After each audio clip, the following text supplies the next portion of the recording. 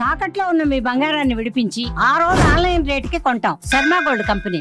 సుమన్ ప్రేక్షకులకు నమస్కారం అండి. నేను గీతాంజలి. ఇవాళ మనతో పాటు ఉన్నారు ప్రముఖ జ్యోతిష్యులు, సంకల్ప మందిర్ నిర్వాహకులు బ్రహ్మశ్రీ నందిబట్ల శ్రీహరి శర్మ గురువు గారు. వారితో మాట్లాడి మార్చి 15వ తారీఖున ఏకాదశి రాబోతోంది. ఈ ఏకాదశి విశిష్టత ఏంటి, ప్రతి ఏకాదశి లాగానే ఈ ఏకాదశి కూడా మనం ఏమైనా నియమాలు పాటించాలా, ఇంకా ఏదైనా విశేషం ఉందా, ఎటువంటి పరిహారం చేసుకోవాలి, ఎటువంటి సమస్యలకు తెలుసుకుందాం. గురువుగారి మాటల్లో విందాం. గురుగారు నమస్కారం అండి. వాగర్థావివ సంపృక్తౌ వాగర్థ ప్రతిపత్తయే జగతః పితరౌ వందే పార్వతీ పరమేశ్వరౌ. ఆదిత్యాయ చ సోమాయ మంగళాయ బుధాయ చ గురుశుక్రశనిభ్యశ్చ రాహవే కేతవే నమః. శృంగేరి జగద్గురు పీఠాధిపతులకి, కంచి పీఠాధిపతులకి నమస్కారములు తెలియచేసుకుంటూ కార్యక్రమాన్ని ప్రారంభిద్దాం. గురుగారు, మార్చి 15 ఇంకా 2 రోజుల్లో సంవత్సరం మారుతుంది, 2-3 రోజుల్లో. కానీ ఈ ముందే ఏకాదశి ఉంది, చాలా విశేషం అని అన్నారు.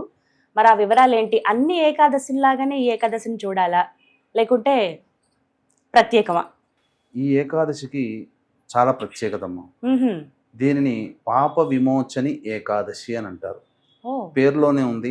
మానవుడు చేసినటువంటి రహస్యకృత, జ్ఞానకృత, అజ్ఞానకృతమైనటువంటి పాపములన్నిటినీ కూడా తొలగించుకునేటువంటి ఏకాదశి.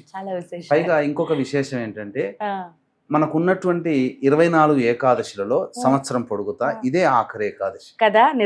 మళ్ళీ కొత్త సంవత్సరం ప్రారంభమవుతుంది, మళ్ళీ కొత్త విధానంగా ఏకాదశిలు ప్రారంభమవుతాయి. అయితే ఈ సంబంధించినటువంటి ఏకాదశిలో మనకు ప్రధానంగా ఎవరి ద్వారా మనకి ఇవన్నీ ప్రకటితమయ్యాయి ఏకాదశిలో విశిష్టత అంటే, శ్రీకృష్ణ యుధిష్ఠిర అంటే ధర్మరాజు మధ్య ఉన్నటువంటి సంవాదం. అంటే పాండవులు వనవాసం చేసినప్పుడు వాళ్ళకి ఇంకా రాజ్యభారం కానీ ఇంకా ఏమీ లేవు కదమ్మా. ఇక ఆ సంబంధించినటువంటి ఆ సంవత్సరాలన్నీ కూడా కేవలం ధర్మపరమైనటువంటి విషయాలు చర్చాగోష్ఠి చెప్పుకుంటూ ఎవరి దగ్గరైనా మంచి మంచి విషయాలు తెలుసుకుంటుండేవాడు. ఇందులో భాగంగా కృష్ణ భగవానుల వారు రాగానే ఏకాదశుల విశిష్టత గురించి తెలపమని చెప్పడం. అందులో ఈ పాప విమోచని ఏకాదశి అంటే పాల్గొన కృష్ణ ఏకాదశికి సంబంధించినటువంటి విశిష్టత తెలియచేయమనంటే, ఇది కృష్ణ భగవానుల వారే చెప్పారమ్మా. అన్ని రకాలైనటువంటి పాపములు తొలగించుకునేటువంటిది విధానం ఇది. అంటే పూర్వం దీనికి సంబంధించినటువంటి గాథ కూడా ఉంది.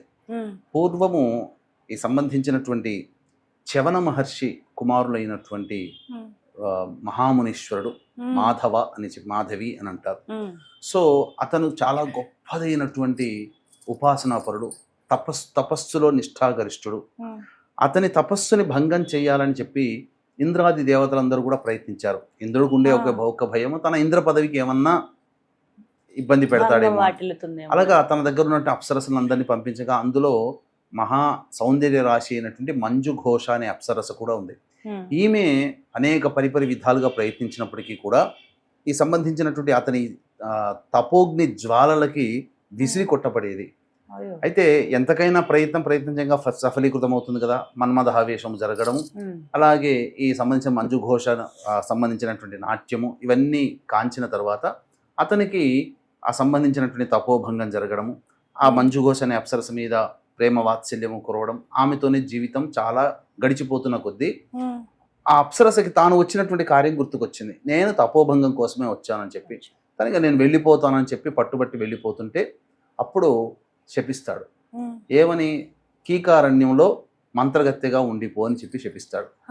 ఆ తర్వాత తన తండ్రి అయినటువంటి చవన మహర్షి దగ్గరికి వచ్చి జరిగిన వృత్తాంతం అంతా చెప్పి, తండ్రి నేను ఇంత పాపం చేశాను, నా తపోభంగమైంది, బ్రహ్మచర్య నిష్టం అనేటువంటిది వెళ్ళిపోయింది, కాబట్టి నేను ఏం చెయ్యాలి, మళ్ళీ తిరిగి నా పూర్వ వైభవాన్ని నేను కాపాడుకోవాలి, పైగా మళ్ళీ నేను తపస్సులోకి వెళ్ళిపోవాలి, నాకు మార్గం చెప్పు తండ్రి అని అంటే, అప్పుడు ఈ పాల్గొన మాసంలో వచ్చే కృష్ణపక్షంలో వచ్చే ఏకాదశి రోజున విష్ణు యొక్క ఆరాధన చేయి నాయన, నీకున్నటువంటి గత సంబంధించినటువంటి దోషమంతా తొలగిపోయి నువ్వు మళ్ళీ తపోనిష్టకి వెళ్ళడానికి ఎటువంటి అడ్డంకులు ఉండవని చెప్పడం, ఆ విధంగా చేయడం.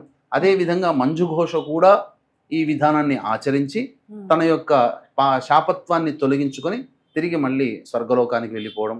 తను కూడా మళ్ళీ సంబంధించినటువంటి అనగా బ్రహ్మచర్య అంటే ఒక్కొక్క వ్యక్తి ఒక్కొక్క నిష్టలో ఉన్నప్పుడు తప్పించుకోవడం అనేటువంటిది కూడా అది దోషమేనమ్మా.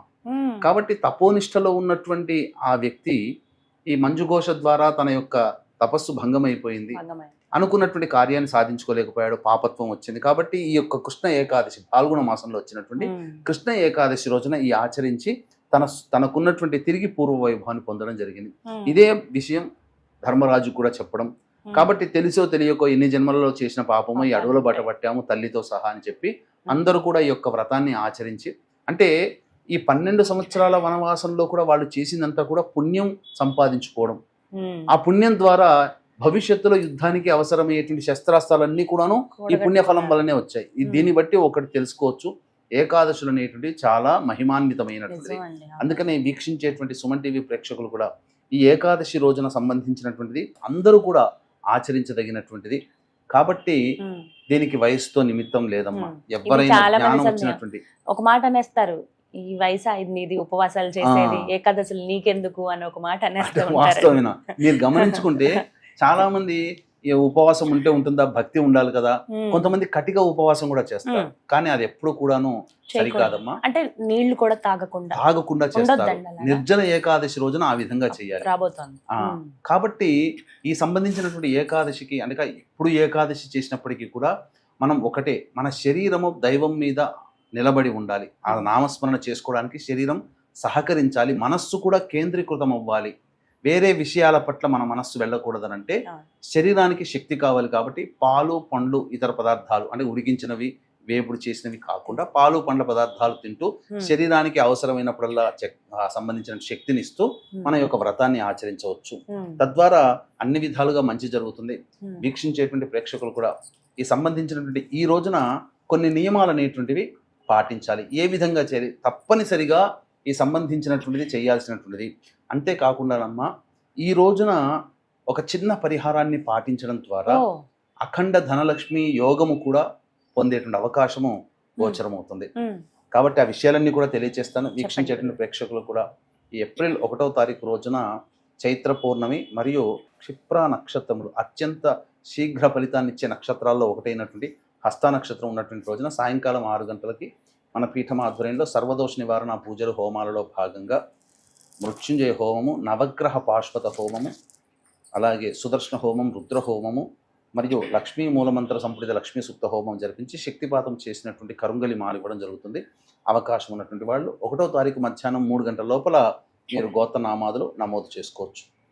ఈ రోజు చేయవలసినటువంటి విధి విధానం క్లుప్తముగా తెలియచేయదలిచినట్లయితే సూర్యోదయం కంటే ముందే నిద్రలేచి కాలకృత్యాదులన్నీ తీర్చుకొని ప్రధానంగా ఆ స్వామి దగ్గర తులసి పుష్పమాల స్వామివారి చిత్రపటానికి వేసి ఆవు నేతితో దీపారాధన వెలిగించి విష్ణు సహస్రనామ పారాయణం చదవాలి.